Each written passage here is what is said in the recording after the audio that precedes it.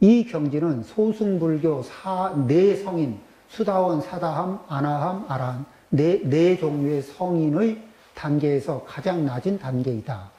이 단계에 이른 수행자는 7번 더 천계와 인간계를 거듭 태어나게 된다. 이리하여 비록 시간이 많이 걸리지만 이들은 아라한가를 얻게 된다. 결국은 얻을 수 있어요. 보장되는 거예요.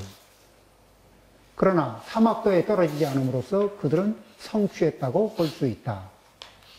이 기준을 이게 수다원의 기준을 이 화엄경의 경지로 보면은 어디쯤으로 되느냐 이렇게 보면은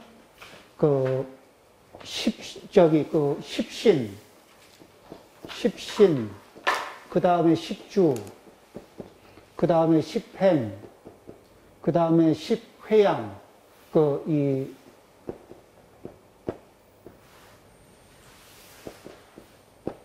십회양, 그 다음에 십지, 이렇게 이제 여러 가지가 있는데, 이런 중에서 십신 중에 초신, 첫 번째 신의 위치가 수다원가하고 매칭이 된답니다.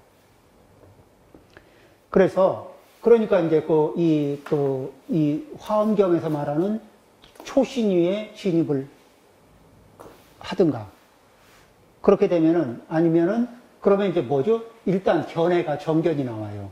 그러면은 뭐죠? 자기 번뇌를 정확하게 보는 힘이 있고, 그 다음에 외부의 유혹에 흔들리지 않는 지견이 딱 서요. 외부에서 어떤 영향이 오면 이게 독이 들었나, 약이 들었나를 구별할 수 있는 안목이 있는 거예요. 그러니까 독에 안 감기고. 그래서 그런 이제 그러니까 첫 번째 발만 잘 담가도 금생 수행은 성공했다. 이렇게 얘기할 수 있죠. 그 다음에, 근데 여기에 진입하는 게 너무너무 쉽진 않아. 그래서, 여기 정공 법사는 이제 권장하는 게, 여기에 진입하는데, 금강경에서도 이제 얘기를 해요. 뭐라고 얘기하냐면은, 수행을 하는데 어떻게 하느냐, 이렇게 물어보면, 일단 마음을 크게 먹어야 돼. 삼계 안에 있는 모든 중생들에게, 이게 소유일체 중생에게, 양난생, 약태생, 약습생, 약화생, 이분들을 모두 무여열반에 들게 하겠다. 이렇게 이제, 그런데 우리는 뭐죠? 괄호치고 배제하는 것 때문에 악업을 짓거든. 괄호치고 내 편, 그 나머진 너의 편. 이러면서 괄호 바깥으로 멀리 내놓을수록 험하게 다뤄요. 내가 친 괄호에서 멀리 떼어놓을수록, 그러니까 괄호를 여러 개 둘 수 있죠. 사람들은 내 마음속에 괄호는 여러 개가 있어. 그쵸? 그 중에서 멀리 괄호 바깥으로 나간 그 존재들에게는 아주 험하게 다룹니다. 그렇죠. 양심의 가책도 안 받아요. 이 양심의 가책을 받기에는 이 괄호들이 워낙 많이 이게 촘촘하게 방어막을 쳐주기 때문에,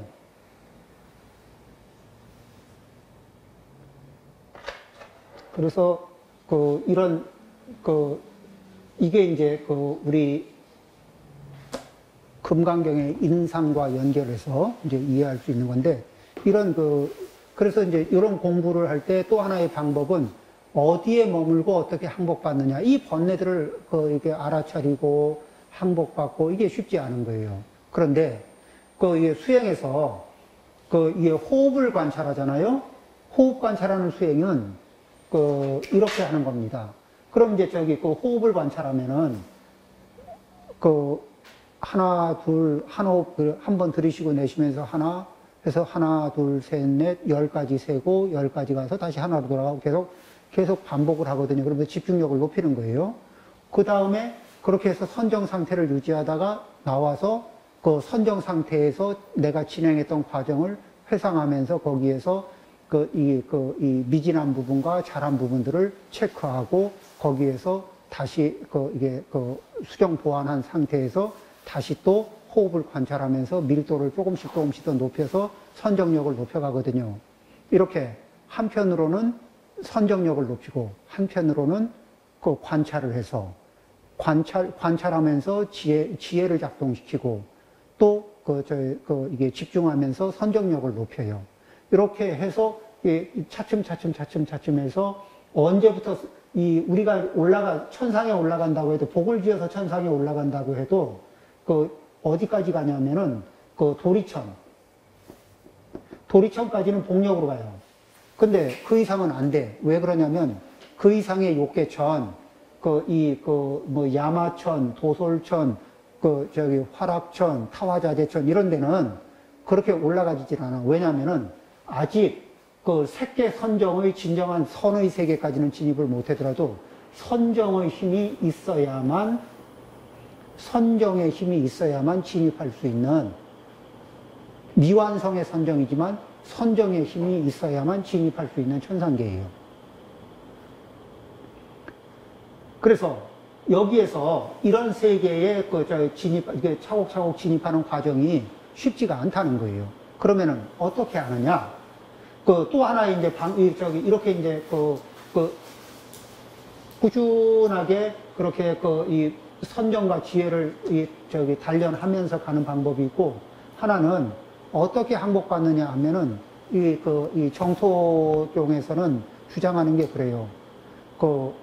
금강경에 어디에 머물고 어떻게 항복받느냐 하는데 간단하게 어떻게?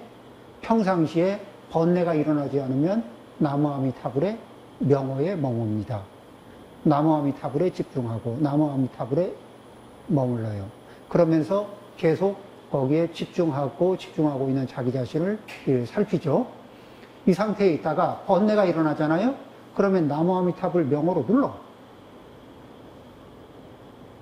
그러니까 머무는 것과 항복시키는 방법이 동일해. 방법이 굉장히 순이래요.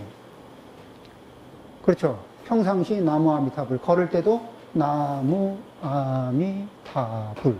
이렇게. 그러면 어떻게 이렇게 여기 보문호를 이렇게 한 바퀴 돌면은 연부를 많이 할 수 있죠. 그러면서 집중도를 높일 수 있죠. 그 사이에 뭐죠? 번뇌가 일어나지 않으면 명호를 순일하게 하고 또 번뇌가 일어나면 명호로 누르고 이렇게 하는 사이에 그렇게 되면서 이게 순일하게 이어지게 되면은 여기에서 번뇌가 작동할 기회를 얻지 못하면 번뇌는 그 자체로 힘을 잃고 소멸하게 된다는 겁니다. 그리고 극락세계에는 연불이 깊어지면 깊어질수록 내가 화생할 연꽃이 무럭무럭 성장하죠. 내가 또 연불력이 떨어지고 악업이 늘어나면 연꽃의 크기가 자꾸 줄어들고, 그래서 연꽃은 극락세계의 연꽃은 커졌다 작아졌다 커졌다 작아졌다 이러고 있답니다. 내 연꽃을 그쪽에 좀 이 극락세계에 하나 잘 피워보면은 좋을 것 같아요. 각자가. 자, 그 다음에 그래서 우리는 이 수행에서 성공한다 그러면은 적어도 화엄경으로 치면은 초신이, 그리고 이 남방불교 기준으로 치면은 아함경 기준으로 치면은 수다원거에 진입하면 좋겠죠. 그리고 이 연불을 하게 되면은 연불에 집중하는 순간만큼은 연불이 끊어지지 않게 연불하는 힘, 이 정도. 요게 뭐냐면 공부성편이라고 그러거든. 공부가 이렇게 한 덩어리로, 공부하는 순간에는 한 덩어리가 되는 거예요. 공부를 내려놓으면 또 이게 번뇌가 기어들기도 하지만은 공부하는 순간만큼은 집중되게. 그래서 이게 딱 명호가 끊어지지 않게 그렇게 유지할 수 있거나, 이런 세 가지 기준 중에 하나만 얻으면은 금생 공부는 꽤 아주 성공적이다. 이렇게 얘기할 수 있습니다. 자, 그 다음에 42쪽입니다. 이제 이 대목은 뭐냐면은 허물을 철저히 고쳐라, 이런 내용이죠. 이제 당신의 부족한 점들을 알았으니 당신은 이들을 고치고 또 자식도 없고 관리도 못된 원인이 된 당신의 그릇된 행동을 교정하는데 전력을 다해야 합니다. 그러니까, 이렇게 첫 번째는 뭐냐면 자기의 부족한 점을 아는 거예요. 자신의 부족한 점을 알기가 너무나 어려운 것 중에 하나는 뭐죠? 사람은 저마다 자기 자신을 표준으로 보기 때문에. 자기 자신을 표준으로 바라보면 자기가 정상이기 때문에 자기의 과실을 발견하기가 너무너무 어려운 거예요. 이 점은 거기에서 우리는 자기가 표준이기 때문에 표준인 자기 자신을 타고서 거만심이 자라나는 것도 너무 당연하고, 그리고 표준이고 정상이고 표준이고 가장 귀한 것이 자기 자신이다 보면 자기 자신을 위해서 못해줄 게 아무것도 없어요. 그러니까 욕심을 부려도 욕심 같지가 않아. 탐심을 부려도 탐심이 탐심 같지가 않습니다. 그리고 자기가 표준이고 자기가 가장 귀한데 이런 자기 자신에게 거슬리는 거는 잘못돼도 한참 잘못된 것들이지. 그러니까 화를 내도 정당한 거예요. 이렇게 우리가 뭐냐면 그래, 화를 냈지만 난 잘못한 것 같지 않고, 탐심을 냈지만 잘못한 것 같지가 않고, 거만을 부렸지만 잘못한 것 같지 않은, 그래서 그 어리석음의 근원이 뭐냐? 내가 표준이고 내가 가장 귀하다는 요 생각이 중심축을 차지하고 있고, 그래서 자기의 허물을 돌이켜 볼 수 있는 힘이 전혀 이게 작동이 되지 않는다. 그래서 우리는 사람을 볼 때 이렇게 보는 겁니다. 다른 사람을 볼 때도 이렇게 봐요. 여기 이제 우리나라 이 대한민국의 현재 지금 날씨에 이게 방에 있는 보일러 조절기가 여기 있습니다. 자, 이 한 분은 시베리아에서 왔어요. 한 분은 스리랑카에서 왔습니다. 따뜻한 데서 왔고 추운 데서 왔어요. 이 두 사람이 이 가운데 모였습니다. 대화를 나눕니다. 뭐라고 하냐면은 사람은 상식적이어야 합니다. 그러니까 둘 다 예, 동의합니다. 추우면 조금 따뜻하게 하고 더우면 조금 시원하게 하는 게 좋습니다. 둘 다 동의합니다. 예, 상식적인 얘기죠. 그러면 이제 우리가 그 상식에 맞게 조절기를 조절합시다 하고 돌리는데 방향이 서로 달라요. 그렇죠? 이 현실은 이래요. 왜냐면은 이분이 시베리아에서 단련한 업력과 이분이 스리랑카에서 단련한 업력이 다른 거예요. 기준점이 달라요. 중생은 각각이 자기 업력의 기준점이 자기 업력의 기준점을 가지고 있을까 안 가지고 있을까? 각자 다 가지고 있죠. 같아요, 달라요? 달라. 그러면은 내 업력의 기준점을 포기할 수 있어요, 없어요? 잠깐은 눌러둘 수 있지만 24시간 365일 포기하라면 가능해요, 안 해요? 불가능하죠. 그럼 나만 불가능할까? 다른 사람도 불가능할까? 다른 사람도 불가능해요. 그럼 우리가 요구할 수 있는 요구할 수 있는 최대치가 뭐예요? 당신의 업력을 잠깐 쉬고 나한테 잠깐 맞춰주실 수 있습니까? 올해는 말고 잠깐 정도는 나한테 좀 맞춰주실 수 있습니까? 요 정도가 최대의 요구치죠.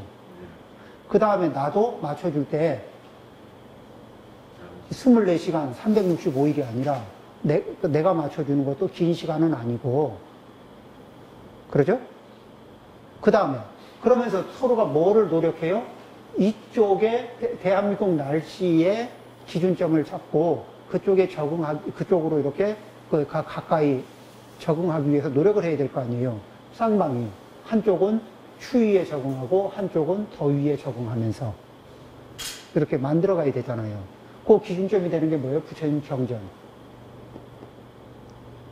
내 업을 기준으로 맞춰라. 내 업을 기준으로 맞춰라. 이거는 평생 요구해봐도 평생 성취가 불가능해요. 그렇죠? 근데 서로가 이렇게 부처님의 경전을 중심축에 놓고 업력을 다스리면서 임시적으로는 어떻게 잠시 맞추고 자기 업력을 돌아가고 잠시 맞추고 자기 업력의 축으로 돌아가고 그렇죠. 당신도 그러는 것을 내가 그러는 것을 당신이 이해하고 용서하고 당신이 그러는 걸 내가 이해하고 허용하고 이렇게 그러면서 뭐예요? 서로 다른 업력을 가진 사람들이 그러면서 이렇게 서로 잠시 참고 맞춰주고 잠시 참고 맞춰주면서 서로가 서로에게 도움이 되는 서로가 서로에게 의지가 되는 비록 업력의 기준축은 다르지만은 이게 서로가 그 상대의 입장을 추운 데서 오셨군요. 그렇군요. 제가 상상력을 발휘해서 최대한 공감하도록 하겠습니다. 더운 데서 오셨군요. 제가 상상력을 발휘하고 제가 그 관찰력을 최대한 발휘해서 이 공감하도록 노력하겠습니다. 저하고는 기본 베이스가 많이 다르시군요. 그런데 기본 베이스는 모든 사람들이 다 틀려요. 그러니까 나를 표준으로 보는 생각, 이 자체가 뭐냐면은 망상이기도 하지만은 이 자체가 수없이 많은 투쟁을 야기시키고 수없이 많은 서운함을 야기시키고 수없이 많은 가슴 아픈 일들을 만들 수 있습니다. 이 사실을 우리가 살아가는 삶을 우리가 다른 사람을 포용한다는 게 첫 번째 이렇게 나와는 다른 업의 중심축을 가지고 있다는 걸 인정하고 이해하고 인정하고 그리고 포용하는 겁니다. 그래서 요구를 하되 무리하게 요구하지 않고 서로가 감당할 수 있는 너무 고단하고 힘들지 않은 범위에서 요구하고 맞춰주고 이런 왜냐하면 우리의 한계가 그렇기 때문에 그렇습니다. 그렇죠? 예, 이런 부분들을 우리가 이해할 필요가 있고 그러면서도 자기 스스로가 자기 업력을 열심히 관찰하고 스스로 업력을 열심히 관찰해서 또 조절하다 보면은 그러다 보면 어느 순간에 이 날씨에 적응하듯이 그렇죠. 이 부처님 경전의 중심축으로 돌아가요. 부처님의 경전축은 누구라도 돌아갈 수 있는 중심축이에요. 그리고 부처님의 중심축으로 돌아가면은 그 돌아간 사람이 이익을 얻습니다. 그렇죠? 그 중생을 기준으로 축을 맞춰보면 맞추느라고 고생스럽긴 한데 가도 중생이 중생한테 기준축을 맞추고 가봐도 이익도 없어요. 그 맞추느라고 고생만 잔뜩 하지. 부처님을 중심축으로 맞춰나가는 연습을 한다. 그러겠죠? 예, 그렇게 우리가 공부해 갑니다. 오늘 여기까지 하겠습니다.